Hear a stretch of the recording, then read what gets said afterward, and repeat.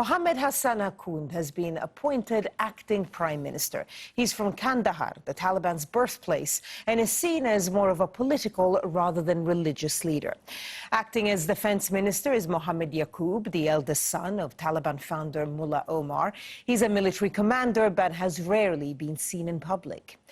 Sirajuddin Haqqani will handle security as acting interior minister. He's the head of the Haqqani network, which is considered a terrorist organization by the US and has been blamed for some of Afghanistan's most violent attacks in recent years.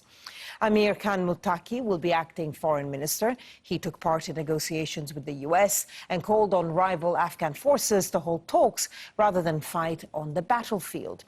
And Kharidin Mohammed Hanif is economy minister, who's taking charge during a spiraling financial crisis. Charlotte Bellis has more from Kabul. The Taliban have announced an acting caretaker government. They have announced who will be in what position, starting with the Emir or the Supreme Leader of Afghanistan being Hibatullah Akhundzada, who is the current leader of the Taliban. They have named the people who will be in the acting defense and interior ministry positions. The acting defense minister will be Mullah Muhammad Yaqub. He is the son of Mullah Omar. He has led the Taliban's military commission more recently. Also, the acting minister of the interior is Sirajuddin Haqqani, leader of what was the Haqqani network and has since folded into the Taliban in recent years. They have named a prime minister as part of this new government.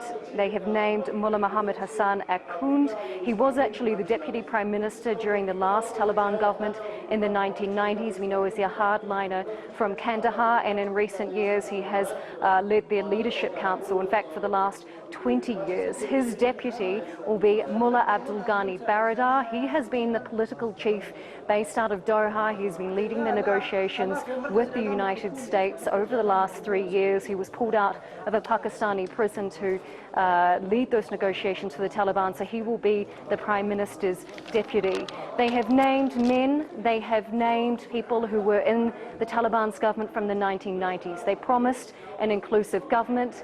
Whether or not this is inclusive is up for much debate because it is purely Taliban members. There is no one from the former government. There are very few minorities included in this, if any, and there are also no women. There used to be in the previous government a ministry for women's affairs. That has been abolished, it would seem, although they have said that there are a few ministries they are yet to name, but in this press conference, the women and the women's ministry were nowhere to be seen.